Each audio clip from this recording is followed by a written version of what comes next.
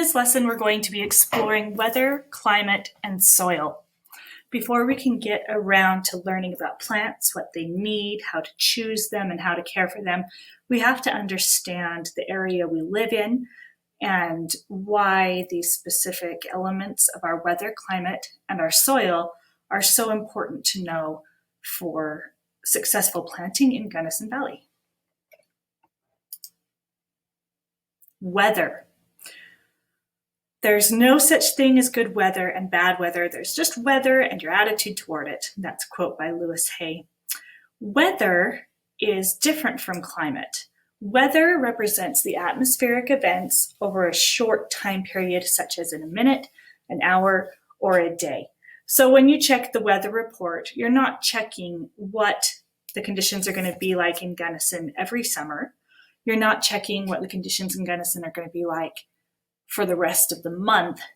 If you're lucky, you can get through 3 or 4 days of accurate weather predictions.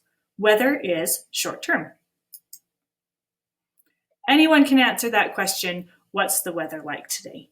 And that's how you remember the difference between weather and climate. Usually when you ask about weather, it's today or the hour or outside or right now.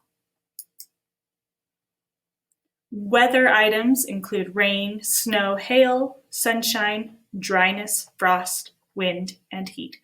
For example, the weather today, as I'm looking out the window on this gorgeous June day, it is sunny, it is fairly warm, there is no wind, and there is no precipitation. Climate, on the other hand, is a little more tricky to wrap our minds around. Climate is the big picture. Climate represents the aggregate weather conditions over longer time periods, such as decades or centuries. Aggregate means all added together. So when we say, what is the climate of Gunnison?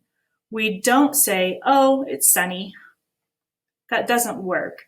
The climate means what are the added up features of weather that make patterns over long periods of time. So we can say that the climate of Gunnison during the summer is hot and dry because over the last decade or more, that has been a running pattern. Our summers are hot and dry. Not everyone can answer the question, what is the climate of this area? Weather is easy to tell, climate's a little trickier. So we need to study and figure out what the climate is in our area because it's going to be very important to the success of our plants. When you think of climate, think of patterns, not just current events. Patterns in weather, such as patterns of precipitation. Are there months when it's more wet? Are there months when it tends to be more dry? Patterns of temperature. This one's pretty easy because we have very defined seasons here. It's definitely hotter in the summertime, it's colder in the wintertime, but we do have our strange snaps of cold weather and hot weather. But even those can be identified by patterns. Humidity. When is humidity high? When is it low? Sunshine. We know that we get more sunshine during the summer. That is part of our climate profile. Wind speeds. Wind is definitely a factor here, and that is part of our climate. Fog, frost, very important for us here, especially when we talk about planting. And soil temperature and moisture. This is an element of climate that people don't consider very often. We do know it gets hot in the summer and cold in the winter. We do know that rain and precipitation are usually in much less supply than they are in demand in our climate. But how often do we think about the temperature of the soil and the moisture that is in our soil? We're going to talk more about that as we go, but you can already see that understanding these factors about our local climate is going to give us knowledge and tools to choose correct plants for the area and to care for them in a more appropriate way. Understanding the difference between climate and weather will help you to understand how to properly care for your plants and prepare for the upcoming weather conditions. Extreme weather in the short term and climate change over the long term both have significant effects on the growing capabilities of an area. It is important to know and understand the weather and the climate of the place where you plant. For us, that's Gunnison Valley. So the weather and the climate work together to create the setting for planting. Here are some questions to think about weather. What are the weather patterns for our area? I would say that the weather patterns for our area are mostly sunshine, a whole lot of sunshine. Occasionally we'll get a storm system that comes through, but it doesn't last for more than a couple days. Rain or snow, not very often. Wind is common. We get a lot of wind. No fog, hardly any fog. If we get a foggy day, that's a rarity. Occasionally we get hail. Is the weather predictable? Sometimes, but every once in a while it'll give us a run for our money. Can the weather be damaging? Yes, absolutely. Just this week, in June, we've had frost that has damaged quite a few plants, as well as hail, which, if it gets large enough, can be very damaging to plants, especially to new garden plants. Do you need to take precautions for your landscape to protect against extreme weather? Absolutely. Covering plants during a frost, trimming them correctly, protecting them from summer sun, wrapping trunks of trees to prevent early spring freezes. There are plenty of things that you can do to protect your planting to be more successful in our somewhat harsh weather conditions. And some leading questions for climate. Now these ones I'm not going to answer for you because we're going to be doing a project later in this class where you will be doing some research to answer these questions. Here are the questions you'll be thinking about. I'm going to introduce them to you now so that you can consider what you want to look at when you do your research project. What is the climate in our area? What is our elevation? What planting zone are we in based on the climate? How long is the growing season here? What is our light strength? And how many light hours do we have during that growing season? And what are our expected frost dates?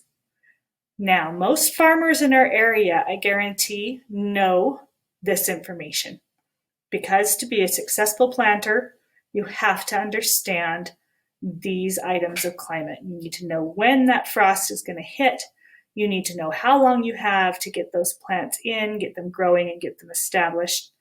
And it's nice to know also how many hours of sunlight your plants are going to get during the day. All these factors will help you in choosing plants that are going to thrive here based on their needs.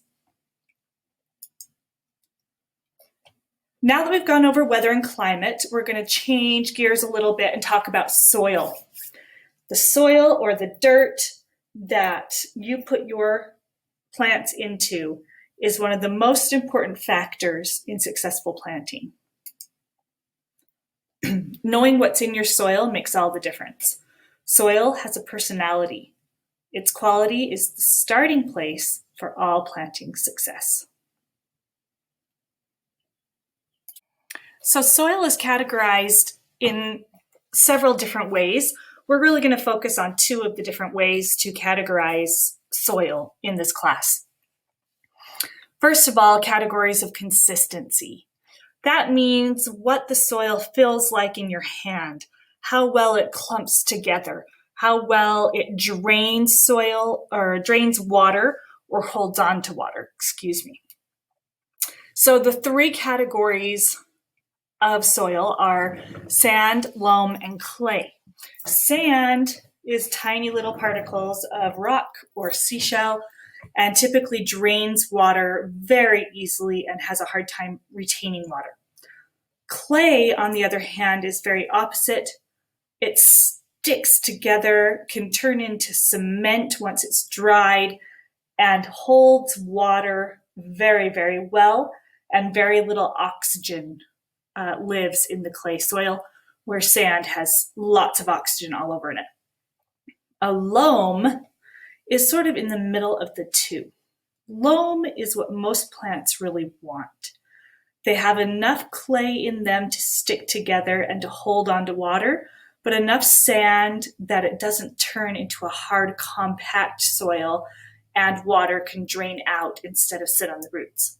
Loam also usually has a lot of organic material in it, which helps to feed the plants, helps build positive bacteria and biology, and creates a great consistency. So a loam is what you're going for when you want a healthy soil for your plants. Now, what we need to understand is, what is the soil consistency in Gunnison Valley? And we're going to look into that a little more later in this lesson. A second factor of soil composition, second category we need to understand, is pH. pH is the level of acid or alkaline in the soil. The pH scale goes from 0 to 14, with 7 being neutral, 0 being highly acidic, and 14 being highly alkaline. Plants usually really like to be in 5, 6, or 7. They like to be on the slightly acidic end of the scale. A lot of plants struggle when you get into the 9, 10, 11, or 12 areas of the alkaline side of the scale. What makes soil acidic or alkaline is how much organic material is in it. With a lot of organic material, the soil is probably going to be closer to the acidic side. If there's a high lack of organic material, and instead if there are a lot of minerals and salts, then you're going to be farther into the alkaline side of the scale. So it's very important to understand our soil here in Gunnison Valley and to know where it sits on the acid-alkaline pH scale. We're going to learn a little more about that and dive into the acidity or alkalinity of our soil again later in this lesson. There are some other factors that are very important to know about your soil that can affect your planting success. One is salt. In areas where there's a lot of salt in the soil, plants can really struggle. That can be a difficulty for them. It can poison them. Iron is an essential nutrient for plants, and where it is absent or very low in content, or where the soil is highly alkaline, iron can't be absorbed by the plants, and that creates problems. So you don't want salt, you do want iron. Excuse me. Organic materials. Organic materials are anything from dead leaves to worms to cow manure, anything that used to be living in any way, shape, or form that has now gone to the soil, been mulched, and turned into a good feeding material for your plants. Organic material is good. It is really good unless it is still too fresh. If it's too fresh, it can be damaging. Another consideration is chemicals. Has your soil been exposed to any chemicals?